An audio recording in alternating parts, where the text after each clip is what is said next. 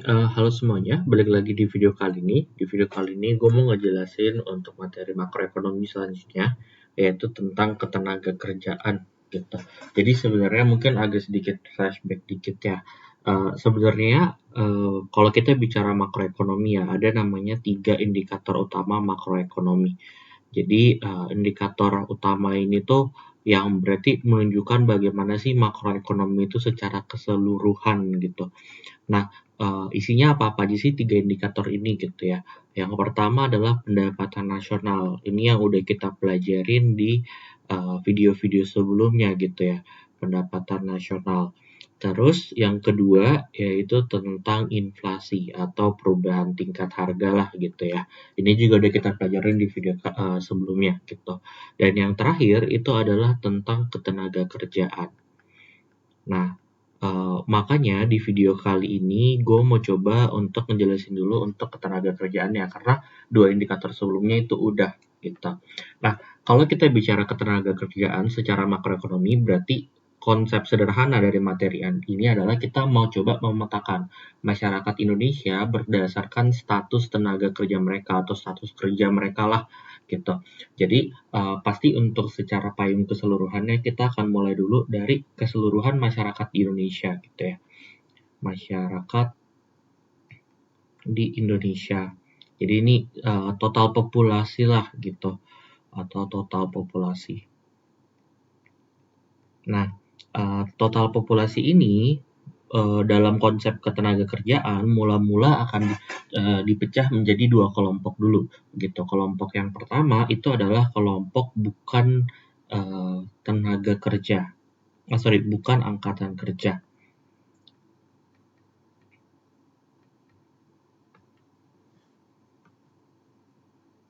Atau kita tulisnya ini aja deh, bukan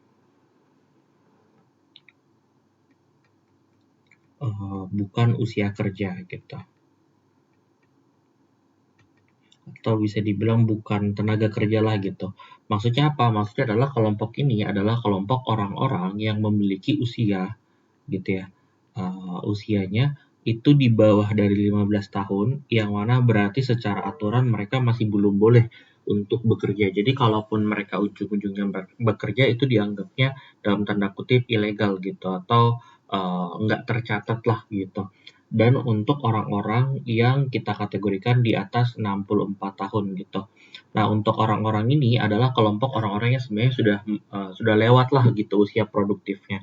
Ini disebut juga bukan usia produktif gitu.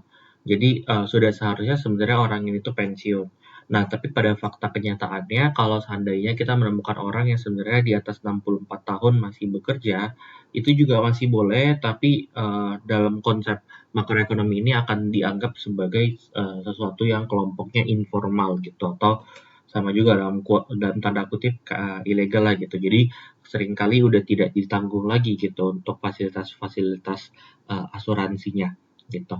Dan untuk kelompok kedua itu adalah kelompok orang-orang yang memang masuk dalam usia kerja atau usia produktif gitu ya. Nah, usia produktif itu tuh berapa? Usia produktif itu tuh antara 15 sampai 64 tahun tadi gitu. Jadi sebenarnya akan ada kondisi di mana ada aja orang yang sebenarnya udah masuk dikategorikan usia kerja tapi sebenarnya masih belum ada KTP gitu karena kan urus KTP 17 tahun gitu ya. Nah, ini pun juga sebenarnya kan kalau umur-umur 15 ini berarti ada kelompok-kelompok kalau bisa dibilang SMP kelas 3 lah gitu lah ya. SMP kelas 3 atau kelas 2 bisa mungkin ya. Ya, sekitaran segitulah gitu. Nah, sehingga sebenarnya kalau kita hanya fokus ke usia kerja ini masih belum merepresentasikan kelompok orang yang memang benar-benar bekerja gitu, yang secara dalam tanda kutip legalnya gitu. Karena ada orang yang pasti niatnya mau sekolah dulu gitu. Makanya untuk usia kerja ini atau ini BTW yang di bagian sini tuh udah bisa dibilang tenaga kerja ya. Ini udah bisa dibilang tenaga kerja. Jadi sebenarnya by definisi tenaga kerja itu bukan orang yang bekerja, tapi orang yang sudah memasuki usia kerja atau usia produktif sebenarnya. Jadi sebenarnya sudah bisa untuk bekerja gitu. Nah, untuk kelompok ini itu dibagi lagi menjadi 2 gitu. Ada yang disebut sebagai kelompok angkatan kerja. Nah, kelompok angkatan kerja ini adalah orang-orang yang sebenarnya udah ada di usia produktif atau usia kerja dan memang memiliki motivasi untuk bekerja. Ingat ya, kata kuncinya adalah motivasi untuk bekerja. Jadi ada niatan untuk bekerja. Sehingga kita tidak bicara tentang apakah orang itu jadinya sudah dapat pekerjaan atau tidak, tapi intinya dia adalah motivasi untuk bekerjanya gitu ya. Nah, sama ada orang-orang yang sebenarnya sudah ada di kelompok usia kerja, tapi tidak memiliki niat untuk bekerja untuk sementara gitu atau seterusnya. Sehingga kita kategorikan sebagai bukan angkatan kerja gitu. Nah, untuk kelompok bukan angkatan kerja ini terdiri dari beberapa golongan nih gitu. Yang pertama adalah ibu rumah tangga. Nah, ibu rumah tangga ini kan sebenarnya pasti ada di rentangan usia kerja ya sebenarnya, tapi mereka memutuskan tidak untuk bekerja karena mereka memilih untuk mengurus keluarga gitu atau rumah tangganya, sehingga dikategorikan sebagai bukan angkatan kerja. Yang kedua itu adalah pelajar yang tadi udah sempat kita singgung, adalah orang-orang yang sebenarnya mungkin usianya masih terlalu muda dan memilih untuk tidak bekerja dulu tuh, karena mereka mau sekolah dulu gitu. Sama beberapa orang-orang yang memang sifatnya itu punya passive income gitu. Passive income, incomer lah kita bilangnya gitu. Jadi orang-orang ini tuh dia itu sudah memiliki aset yang sangat besar sehingga mereka menginvestasikan lah mungkin aset mereka untuk sejenis passive income, sehingga walaupun mereka tidak melakukan pekerjaan gitu, tapi mereka biaya hidupnya selalu terpenuhi gitu. Oke. Nah, kita sekarang fokus ke angkatan kerjanya. Jadi sejauh ini berarti orang-orang yang di angkatan kerja ini adalah orang-orang yang sudah di usia produktif dan memang memiliki motivasi untuk bekerja gitu kan. Nah, tapi masalahnya adalah uh, belum tentu orang-orang yang punya motivasi bekerja itu bisa dapat pekerjaan, ya kan? Sehingga kita bisa bagi lagi yang bekerja ini menjadi yang angkatan kerja ini ya, jadi bekerja atau mereka menganggur gitu. Menganggur. Sehingga di sini kita bisa bilang bahwa definisi menganggur itu bukan orang yang tidak bekerja atau orang yang tidak dapat pekerjaan, bukan itu aja kurang lengkap. Tapi menganggur itu adalah orang yang memang udah ada di usia kerja, memiliki motivasi untuk bekerja, tapi tidak mendapatkan pekerjaan atau tidak terserap oleh lapangan pekerjaan gitu. Jadi itu baru bisa kita valid bilang mereka menganggur gitu. Nah, yang bekerja pun sebenarnya masih terbagi lagi gitu. Masih terbagi lagi menjadi ada orang yang memang bekerja full atau bekerja penuh gitu. Biasanya syarat untuk bekerja penuh ini tuh adalah mereka bisa bekerja lebih dari atau sama dengan 35 jam per minggu atau bisa dibilang minimal 5 jam per harinya gitu. Kalau seandainya Sabtu dan Minggu kita masukkan ya gitu. Tapi kalau seandainya Sabtu Minggu nggak kita masukkan, cuman ambilnya ini 5 hari kerja, berarti minimal 7 jam mereka bekerja dalam satu hari gitu. Tapi setahu gua sekarang definisinya udah lebih disederhanakan lagi. Jadi minimal mereka bekerja 2 jam dalam satu hari gitu. Nah, itu udah bisa dikatakan bekerja penuh. Kalau di sini 35 jam per minggu. Sama aja sebenarnya. Nah, selain bekerja penuh, berarti ada yang sebenarnya kita bisa kategorikan setengah menganggur. Nganggur gitu. Jadi kalau dibilang menganggur pun tidak, karena mereka punya pekerjaan, tapi sebenarnya dari segi jumlah jam kerja mereka nggak bisa dibilang bekerja penuh juga gitu. Biasanya ini adalah kondisi orang-orang yang memang magang gitu. Jadi atau orang yang bekerja shift-shiftan gitu. Jadi bisa kategorinya setengah menganggur gitu. Jadi ini adalah orang-orang yang bekerja kurang dari 35 jam per minggu gitu. Oke. Nah, sebenarnya ada lagi kategori yang terakhir, yaitu pengangguran terselubung. Nah, maksudnya pengangguran terselubung itu apa? Pengangguran terselubung itu tuh adalah kondisi di mana orangnya itu sebenarnya punya pekerjaan, mereka bekerja dan mungkin jumlah bekerjanya mereka itu penuh gitu, tapi mereka tidak produktif.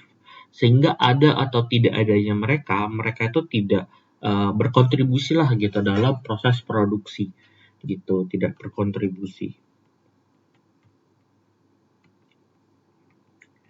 Oke. Nah, inilah yang menjadi pemetaan gitu dari ketenaga kerjaan di Indonesia. Nah, dari pemetaan ini makanya muncullah berbagai indikator-indikator yang mungkin seringkali kalian lihat dalam berita-berita ataupun di televisi gitu seputar perekonomian. Yang pertama adalah tingkat pengangguran gitu.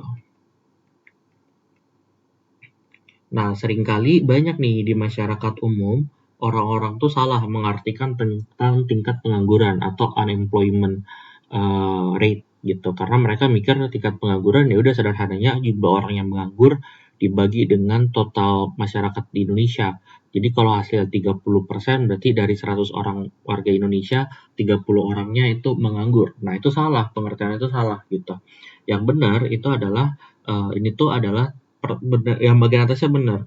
Jumlah orang yang menganggur, tapi dibaginya itu bukan dengan total populasi, tapi dibaginya dengan tingkat yang di atasnya, yaitu angkatan kerja.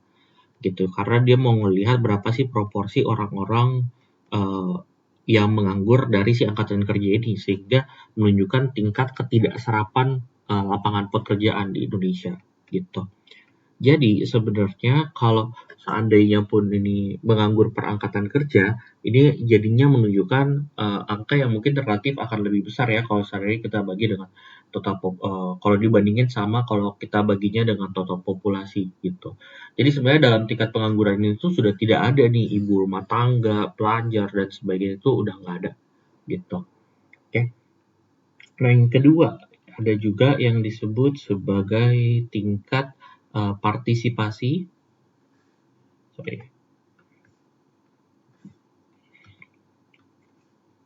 tingkat partisipasi angkatan kerja gitu.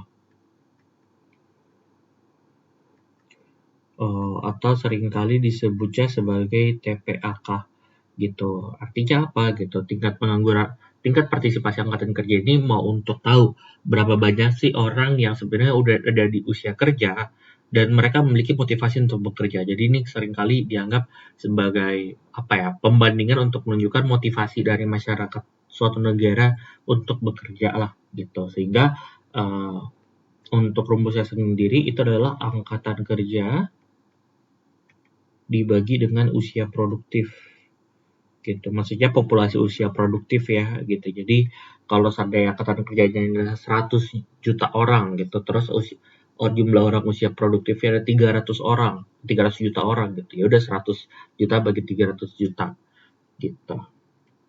Oke, ini juga kalau dibikin persentase berarti dikali 100% gitu. Oke deh. Nah, ini secara sekilas kita udah melihat nih gambaran-gambaran dalam suatu perekonomian, pemetaannya gimana, ukuran-ukurannya juga kayak gimana.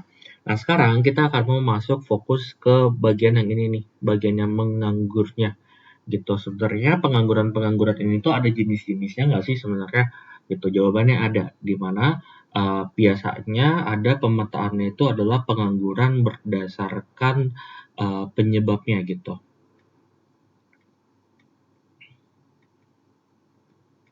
Penyebab.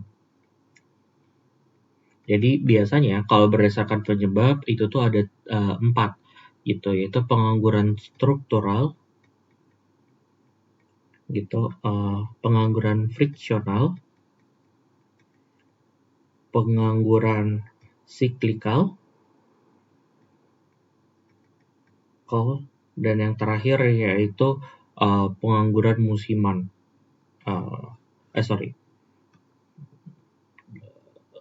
Iya, pengangguran. Iya, benar. Musiman. Nah, bedanya apa gitu? Pertama gitu, pengangguran struktural. Kalau pengangguran struktural itu tuh adalah pengangguran-pengangguran yang memang disebabkan oleh masalah-masalah struktural gitu, atau seperti contohnya skill gitu. Jadi kurang mumpuni dalam hal skillnya, atau mungkin pekerjaannya digantikan oleh teknologi gitu, atau masalah tentang kayak pekerjanya sebenarnya expect bisa dapat gaji sekian gitu, tapi ternyata pemberi kerjanya cuma bisa ngasih gaji sekian gitu, sehingga nggak mencukupi gitu. Jadi masalah-masalah struktural lainnya lah gitu, masalah yang basic. Nah, kalau friksional itu adalah masalah yang muncul akibat adanya ketidaksinkronan dalam pasar tenaga kerja gitu. Jadi biasanya ini terjadi gara-gara penawaran kerja dan juga permintaan kerja itu tidak saling ketemu gitu. Jadi contoh kalian mungkin akan jadi lulusan IT gitu, terus kalian jadinya mau kerja IT. Berarti kalian menawarkan IT, tapi kalian tinggalnya mungkin adanya kayak di provinsi Bengkulu atau adanya di Bengkulu gitu. Nah, tahu-taunya ternyata perusahaan-perusahaan yang sedang membutuhkan jasa IT itu sebenarnya adanya di Surabaya. Nah, itu kan nggak ketemu kan jadi ya permintaan sama penawarannya. Nah, itu contoh akibat adanya masalah friksional gitu. Nah, yang ketiga itu adalah masalah siklikal. Kalau masalah siklikal itu biasanya akibat adanya resesi gitu atau kondisi ekonomi yang buruk gitu. Jadi kayak contoh pada saat masa Covid itu banyak orang yang di layoff atau menjadi menganggur karena perusahaan-perusahaan itu kesulitan di masa resesi gitu. Nah, itu berarti menunjukkan mereka adalah pengangguran yang muncul akibat masalah resesi gitu. Nah, yang terakhir itu adalah musiman gitu. Ini tuh terjadi ya sesuai namanya akibat musim gitu. Jadi contoh sederhananya itu biasanya di sini tuh adalah sektor-sektor pertanian. Kayak petani-petani, mereka itu tuh biasanya bekerja pada saat musim tanam dan juga musim panen gitu. Nah, selama masa tunggu dari musim tanam ke musim panen, biasanya petani ini tuh udah nggak ada kerjaan lagi gitu kan, sehingga mereka jadinya menganggur gitu, nggak ada sumber penghasilan, jadi mau nggak mau harus nyari pekerjaan yang lain gitu. Nah, itu contoh-contoh pekerjaan-pekerjaan yang sifatnya musiman gitu. Nah, pengangguran inilah yang menjadi masalah utama dalam perekonomian. Kenapa? Karena seharusnya biasanya ya yang namanya pengangguran ini tuh pasti berhubungan dengan, jadi ini masalah nih pengangguran. Pasti ada masalah juga nih dengan pendapatan nasional gitu, pendapatan nasional gitu. Karena pendapatan nasional itu kan adalah jumlah produksi, sedangkan tenaga kerja itu adalah inputnya gitu. Berarti secara tidak langsung semakin tinggi pendapatan nasionalnya, ya semakin tinggi pengangguran yang ada, berarti semakin sedikit jumlah labor gitu ya. Semakin sedikit jumlah labor, semakin sedikit juga pula berarti kan produksi yang bisa dihasilkan atau pendapatan nasional, sehingga sebenarnya antara pengangguran dan pendapatan nasional itu tuh berhubungan terbalik gitu.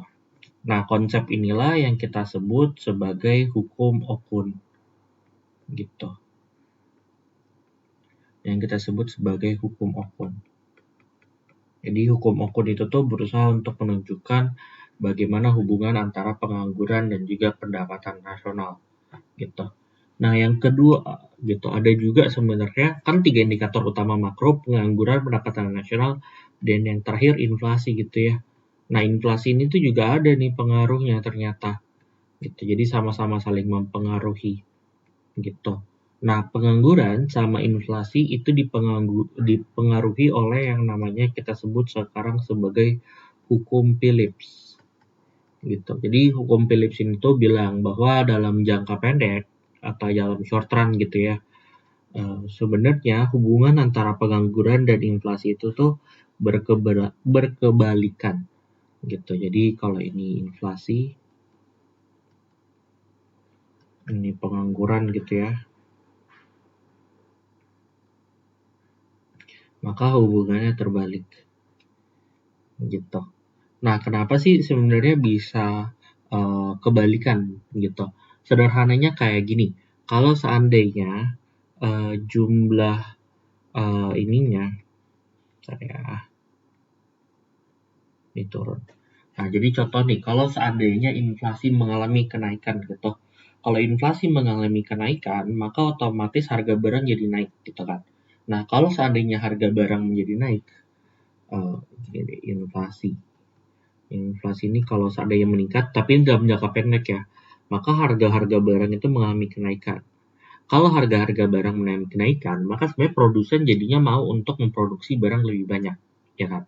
Karena mereka memproduksi lebih banyak barang, sehingga pendapatan nasional